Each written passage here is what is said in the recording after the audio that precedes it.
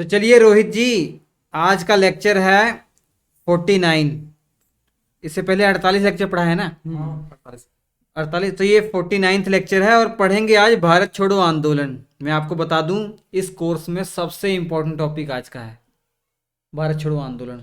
इसे quit India movement कहते हैं इंग्लिश में, और इसको अगस्त क्रांति भी कहते हैं। क्यों कहते हैं अगस्त क्रांति? शाबाश, क्योंकि अगस्त 1942 में ये शुरू हुआ था। गांधी जी ने इसको लीड किया था, गांधी जी के द्वारा ये चलाया गया था। उसी को आज हमें पढ़ना है, ठीक है। ध्यान से इससे पहले सभी लेक्चर पढ़ लीजिए। क्रिप्स मिशन इससे पहले पढ़ा आपने कि मार्च वाले महीने में क्रिप्स भाई साहब इंग्लैंड से यहाँ चलकर आए थे, क्योंकि सेकेंड वर्ल्ड वॉर चल रहा है। सिचुएशन समझिए, द्वितीय विश्व युद्ध चल रहा है, अंग्रेजों की बैंड बजी हुई है। जापान ने मेन बैंड बजा दी है कि अंग्रेजों ने हमारा भारत उनके कब्जे में था। ऐसे ही भारत के जो पड़ोसी देश हैं, जैसे मैप में आप एशिया का मैप देखेंगे तो एशिया के दक्षिण पूर्वी भाग में आएंगे तो स्विट्जरलैंड है, फिलीपींस है, सुमात्रा द्वीप, जावा द्वीप, इन सब पे अंग्रेजों का रूल हुआ करता था। लेकिन जापान ने इन पर अधिकार कर लिया। अब जापान रंगून तक बढ़ाया था, बर्मा में वहां तक बढ़ाया था। अब बस उसकी बारी थी इंडिया को इन्वेड करने की, इंडिया पर आक्रमण करने की। और इस कारण से अंग्रेजों की बैंड बजी हुई थी, इसलिए अंग्रेज हमारी शरण में आए थे हमारा सपोर्ट लेने के लिए। वो क्रिप्स मिशन फेल हो गया, क्योंकि देखा गया था ना कि जापान ने जहां जहां आक्रमण किया है वो क्षेत्र अंग्रेजों के अधीन थे, और वो उन्हीं क्षेत्रों को जीत पाया जहां पर रहने वाले लोग अंग्रेजों का विरोध कर रहे थे, अंग्रेजों को सपोर्ट नहीं कर रहे थे। और वही सिचुएशन हमारे इंडिया में भी थी। हमारे इंडियन बताइए अंग्रेजों का सपोर्ट कर रहे हैं? नहीं कर रहे हैं। और जापान को बहुत अच्छा मौका है हमको जीतने का, इसलिए क्रिप्स मिशन आया था, वो फेल हो गया। अप्रैल में वो चला गया, स्टैफर्ड क्रिप्स अप्रैल 1942 में चले गए। अब गांधी जी को ये पता था कि भैया हमारे ऊपर तो सबसे बड़ा खतरा है जापान का आक्रमण का। जापान का जो आक्रमण है, उन्होंने सोचा क्यों हो रहा है आखिर जापान का आक्रमण? जापान का आक्रमण इसलिए हो रहा है क्योंकि हमारा जो इंडिया है वो अंग्रेजों के अधीन है, और सेकेंड वर्ल्ड वॉर के कारण ही तो ये जापान ऐसा कर रहा है। अगर अंग्रेजों को यहाँ से भगा दिया जाए तो जापान क्या हमारे ऊपर आक्रमण करेगा? तो बहुत कम चांस है करेगा, नहीं करेगा, ठीक है। और इसलिए द्वितीय विश्व युद्ध के जो चल रहा था उसके कारण हमारी जो इकोनॉमी है, अर्थव्यवस्था है, वो भी बहुत उसकी खटिया खड़ी हो गई थी।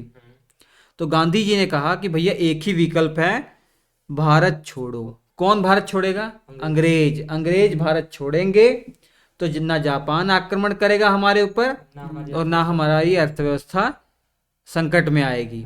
इस कारण गांधी जी ने ये भारत छोड़ो आंदोलन चलाने की मुहिम रखी थी, ठीक है। चलिए कहानी शुरू करते हैं। अभी अप्रैल 1942 में क्रिप्स मिशन वापस गया, मतलब स्टैफर्ड क्रिप्स वापस गए हैं। अब जुलाई 1942, 14 जुलाई 1942, ये डेट याद हो जाएगी।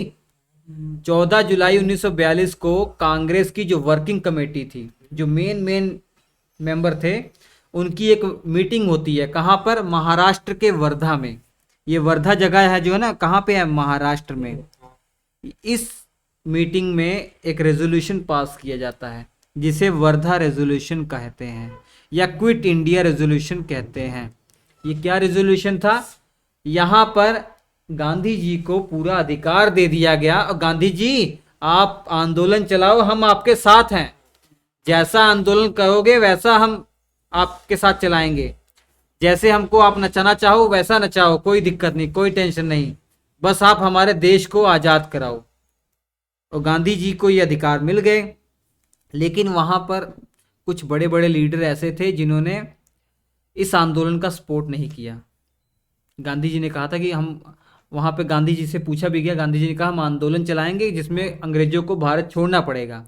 तो वहाँ पे बड़े बड़े लीडर, जैसे एग्जाम्पल बताता हूँ, सी राजगोपालाचारी, ये खड़े हो गए। भाई इन्होंने कहा कि नहीं नहीं, हमें ये आंदोलन नहीं चलाना चाहिए, ये उचित समय नहीं है। इनसे पूछा गया, गोपालाचारी साहब क्यों उचित समय नहीं है बताइए? उन्होंने कहा सेकेंड वर्ल्ड वॉर चल रहा है सर, द्वितीय विश्व युद्ध चल रहा है, पहले से ही अंग्रेज संकट में है, और उनको संकट में नहीं डालेंगे, उनके मजबूरी का और फायदा नहीं उठाएंगे। अगर बाई चांस मान लीजिए हमने भारत छोड़ो आंदोलन चलाया और उस प्रेशर से अंग्रेज यहां से भाग भी जाते हैं, तो क्या गारंटी है कि कल को जापान या जर्मनी हमारे ऊपर आक्रमण ना कर दे। जैसे हम अंग्रेजों के गुलाम थे, वैसे हम जर्मनी और जापान के गुलाम हो जाएंगे। ये इनका तर्क था सी राजगोपालाचारी, इसलिए इन्होंने इस्तीफा दे दिया कांग्रेस से। चलिए खैर कोई दिक्कत नहीं। अब जुलाई बीती, अगस्त, जून, जुलाई, अगस्त, जुलाई के बाद अगस्त आता है ना, तो 8 अगस्त 1942 को ग्वालियर टैंक मैदान, महाराष्ट्र में ही पड़ता है, बंबई में, ग्वालियर टैंक मैदान में बहुत सारे कांग्रेस के लोग आते हैं और हजारों की जनता आती है, यहाँ मीटिंग होती है और यहीं से आंदोलन जो क्विट इंडिया मूवमेंट था इसको चलाने की आह्वान कर दिया गया, पूरा हौसला कर दिया गया, फैसला कर दिया गया, घोषणा कर दी गई। और यहाँ पर गांधी जी ने नारा दिया डू और डाई का। गांधी जी ने कहा टेंशन मत लो, जितने पिछले हमने आंदोलन चलाए थे उसमें भले ही मैंने उनको वापस ले लिए हूँ, लेकिन मेरा वादा है आपसे कि अब कोई आंदोलन जो ये चलेगा इसको मैं वापस नहीं लूंगा, चाहे इसका कोई भी सिचुएशन आ जाए, चाहे जितनी मर्जी हिंसा हो, चाहे कुछ भी हो। और आप लोग ये भी याद रखिए कि हो सकता है कि कुछ दिन बाद हमको गिरफ्तार कर लिए जाए, हमारे बड़े बड़े लीडरों को गिरफ्तार कर लिए जाए, लेकिन ये आंदोलन रुकना नहीं चाहिए, ये आंदोलन रुकना नहीं चाहिए। इसके लीडर कौन होंगे, लोगों ने पूछा, तो गांधी जी ने कहा आप होंगे, इसके लीडर आप होंगे। अगर आपको लीड करने वाला नहीं है तो आप अपने बुद्धि विवेक से जो मन कहे वो करो, ठीक है। मतलब गांधी जी ने डू और डाई का नारा दे दिया, करो या मरो, करो या मरो। कहाँ पे ये हुआ था, ग्वालियर टैंक मैदान, इसे अगस्त क्रांति मैदान भी कहते हैं। सब इंपॉर्टेंट चीजें हैं, याद रखिएगा। और भारत छोड़ो आंदोलन चलाने का मुख्य कारण क्या था, जैसे मेंस में आप क्वेश्चन लिख रहे हैं, पीसीएस मेंस में या यूपीएससी मेंस में, तो ये सब तर्क आपको देने हो तो वो मैं बता रहा हूँ, हालांकि मैंने बता दिया है। क्रिप्स मिशन फेल हो गया था, ठीक है, और जापान के आक्रमण का डर सेकेंड वर्ल्ड वॉर में, और युद्ध के कारण भारत की आर्थिक स्थिति खराब हो गई थी। ये सब कारण थे आंदोलन चलाने का। आंदोलन का स्वरूप कैसा था, 8 अगस्त 1942 को जब घोषणा होती है, आपको पता क्या होता है, अगले ही दिन वो एक्टिव हो जाते हैं अंग्रेज, उन्होंने कांग्रेस को बैन कर दिया और जो बड़े बड़े लीडर थे अगले ही दिन गिरफ्तार कर लिए। तो लोग क्या होंगे, भड़क जाएंगे कि भैया ये क्या हो गया, हमने आंदोलन अभी तक शुरू नहीं किया और बड़े बड़े लीडर को हमारे गिरफ्तार कर लिया। और तो भीड़ बेकाबू हो गई, उन्होंने सरकारी दफ्तरों को जलाना फूंकना शुरू कर दिया। तो 9 अगस्त 1942 को क्या हुआ, कांग्रेस पर प्रतिबंध लग गया, बड़े बड़े लीडरों को गिरफ्तार कर लिया गया। महत्वपूर्ण फैक्ट यह है कि गांधी जी को भी गिरफ्तार कर लिया। गांधी जी को गिरफ्तार करके कहाँ ले जाया गया, ये बहुत महत्वपूर्ण है। तो पूना के पास एक जेल है, जेल क्या मतलब एक पैलेस है, घर की तरह है, बहुत अच्छी व्यवस्था है, वहां पर गांधी जी को नजरबंद कर दिया गया। जैसे 2 प्रकार की गिरफ्तारी होती है, एक गिरफ्तारी होती है दंडात्मक गिरफ्तारी, जिसमें आपने कोई अपराध कर दिया है उसके लिए आपको गिरफ्तार किया गया है। एक होती है निवारक निरोध गिरफ्तारी, प्रिवेंटिव डिटेंशन जो गिरफ्तारी होती है, उसमें आपने अभी तक कोई भी क्राइम नहीं किया, लेकिन ये शक है कि भैया आप कोई क्राइम कर सकते हो, या कोई ऐसा भाषण दे सकते हो कि भैया पूरी भीड़ उग्र हो जाए, कोई लोग क्राइम कर जाए, उसके पहले ही, घटना घटने से पहले ही नजरबंद कर दिया जाता है। उसे कौन सी गिरफ्तारी बोलते हैं, निवारक निरोध गिरफ्तारी, प्रिवेंटिव डिटेंशन, ठीक है। एग्जाम्पल के तौर पर सबसे बड़ा एग्जाम्पल क्या है, 370 जब मोदी सरकार के द्वारा जब आर्टिकल 370 जम्मू कश्मीर से संशोधन किया गया था, तो उस समय बड़े बड़े जो लीडर थे उनको पहले ही नजरबंद कर दिया गया, ताकि वो ऐसा कोई भाषण ना दे दे कि दंगा फसाद हो जाए, ठीक है। तो नजरबंद करते हैं तो जेल में नहीं बंद करते, एक घर में बहुत सुरक्षित रख दिया जाता है, सारी सुविधाएं दी जाती हैं, टॉप लेवल की सुविधाएं दी जाती हैं, बस आगे 2-3 पुलिसकर्मी गेट के बाहर कर दिए जाएंगे कि आप बाहर नहीं जा पाएंगे, ठीक है। वही गांधी जी के साथ किया गया। कहाँ पे, आगा खां पैलेस, याद हो जाएगा, पूना में है आगा खां पैलेस। ठीक है, अब मैंने बताया सब लोग गिरफ्तार हो गए, तो ये जो आंदोलन था ये कैसा हो गया, उग्र रूप धारण कर लिया, लीडरलेस हो गया ये आंदोलन, कोई लीडर ही नहीं है, जो लोगों को मन करा वो कर रहे हैं। ये आज भी होता है ना कि भीड़ अगर बेकाबू हो जाती है, जो मन करती है वो करती है, तोड़ फोड़ ये दंगा फसाद होता रहता है। वही हुआ जो आज की सिचुएशन में हो रहा, वही उस समय हुआ होगा, और उस समय तो अंग्रेजों के खिलाफ था और गुस्सा था। तो यहाँ पे गवर्नमेंट जो ऑफिस है वो सब तबाह कर दिए गए, सरकारी दफ्तर वफ्तर सब तबाह कर दिए गए।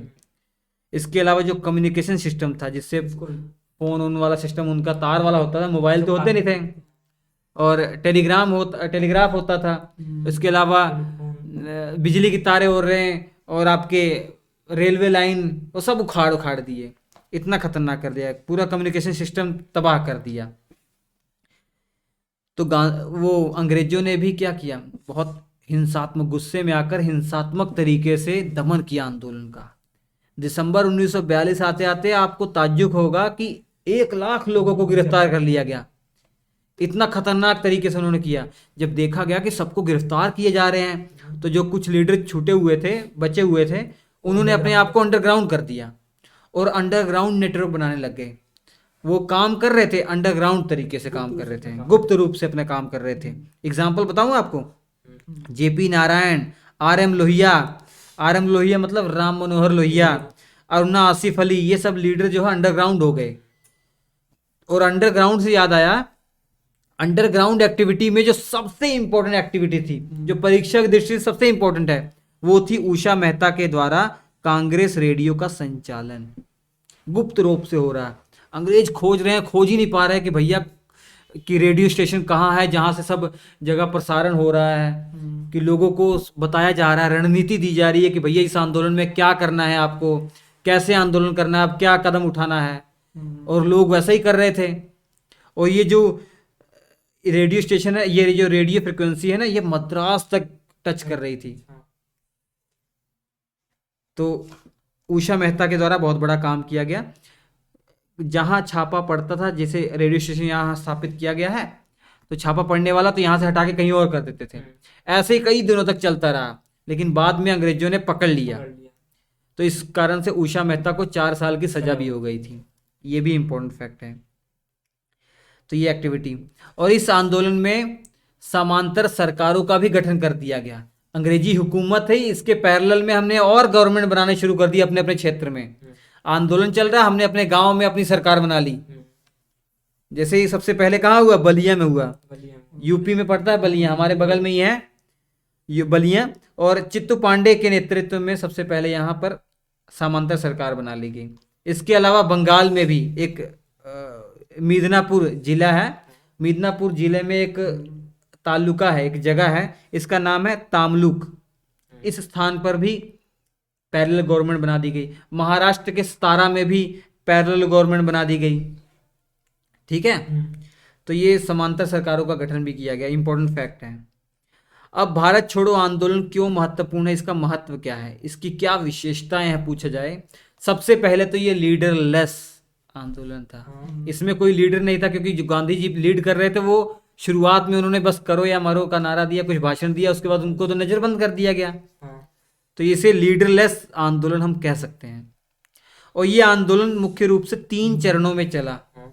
पहला जो चरण था, ये शहरों में बहुत तीव्र रूप से बढ़ा था, तो शहरों में ये था पहला चरण। और दूसरा चरण ग्रामीण क्षेत्र में था। और दूसरे चरण के बाद जब अंग्रेजों की दमनकारी हिंसात्मक गतिविधियां हुई हमारे आंदोलन को कम करने के लिए, तो हम अंडरग्राउंड हो गए। तो तीसरा चरण अंडरग्राउंड एक्टिविटी हुई, और हमारे क्रांतिकारी भी इसमें शामिल हो गए, उन्होंने भी कुछ गतिविधियां की। तो ये आंदोलन था। और इस आंदोलन ने हमको कुछ ऐसे लीडर दिए जिनका नाम आज भी सुनहरे अक्षरों में लिखा हुआ है।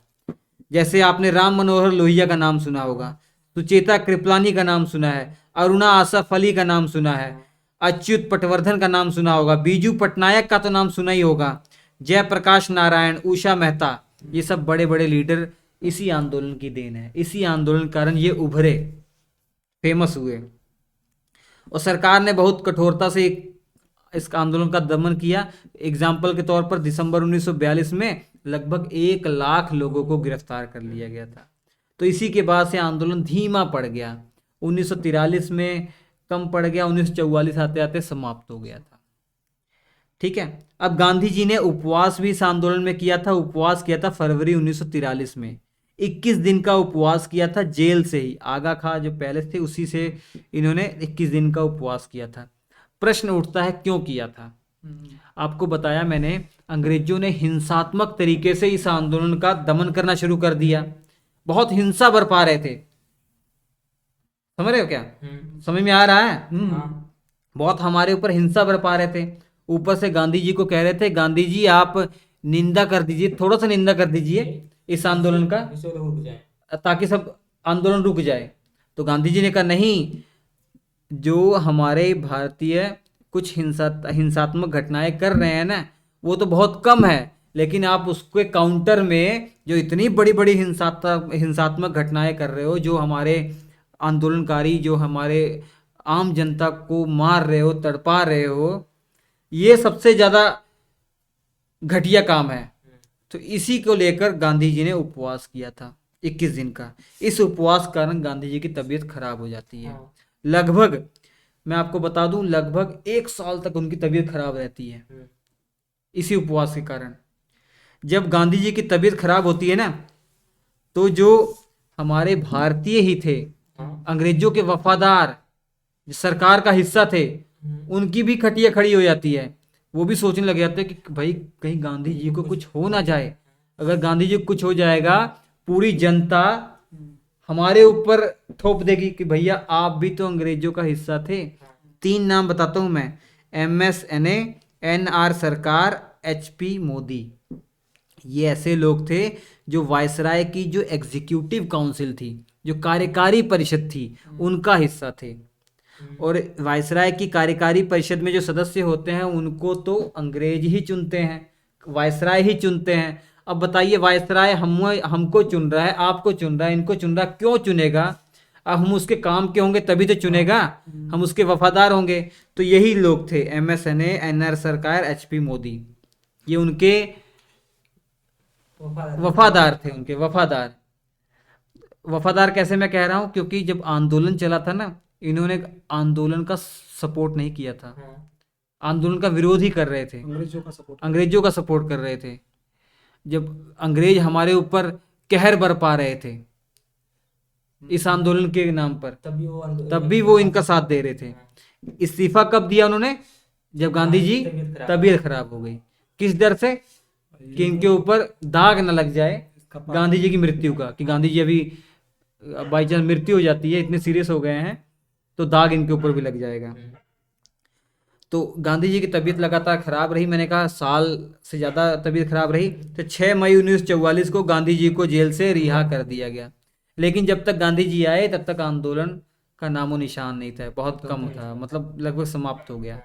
तो 1944 आते आते आंदोलन समाप्त हो गया। अब प्रश्न उठता है कि कौन कौन सी पॉलिटिकल पार्टी थी जिन्होंने सपोर्ट नहीं किया इस आंदोलन का। तो CPI, communist party of India, Muslim League, Hindu Mahasabha, ये ऐसी पार्टियां थी जिन्होंने सपोर्ट नहीं किया। मुस्लिम लीग इसलिए सपोर्ट नहीं की क्योंकि इनको पाकिस्तान चाहिए था। 1940 से जिन्ना ने रटन लगाई थी, हमको चाहिए पाकिस्तान, भाड़ में जाए हिंदुस्तान, इनको बस पाकिस्तान चाहिए था। तो इस आंदोलन में कहीं पाकिस्तान की मांग हो ही नहीं रही थी, तो इन्होंने सपोर्ट नहीं किया।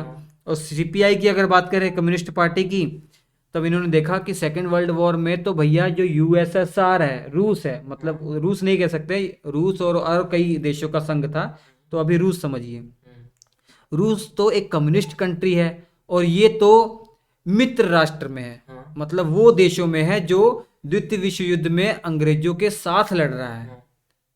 तो इसलिए इन्होंने अंग्रेजों का विरोध नहीं किया, तो इसलिए इस आंदोलन का सपोर्ट नहीं किया।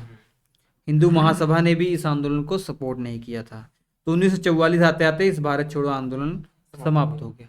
ये क्लास नोट्स बहुत बेहतरीन क्लास नोट्स हैं। इसके जो क्लास नोट्स आपको कहाँ मिलेंगे? श्री एजुकेशन एप्लीकेशन पर, SHRI Shri education, EDUCATION, Shri education application पर इसके क्लास नोट मिल जाएंगे। आप डाउनलोड कर लेंगे स्टोर सेक्शन में। कोई डाउट हो तो आप कॉल कर सकते हैं, हमारा व्हाट्सअप नंबर है 7888774245। यहाँ पर कोई भी प्रॉब्लम हो आपको इस नोट्स को परचेज करते समय आप कांटेक्ट कर सकते हैं। केवल यही नोट्स नहीं, कंप्लीट जीएस के नोट्स मिल जाएंगे। Complete GS, history, geography, polity, economics, सब स्टोर सेक्शन में जाएंगे ना, सब अलग अलग है, सब मिल जाएगा। तो चलिए हम आपसे मिलते हैं अगले एपिसोड में। ये कौन सा लेक्चर था? 49th। हाँ 49। इसके बाद 50वां लेक्चर होगा जिसमें हम पढ़ेंगे सी राजगोपालाचारी फॉर्मूला।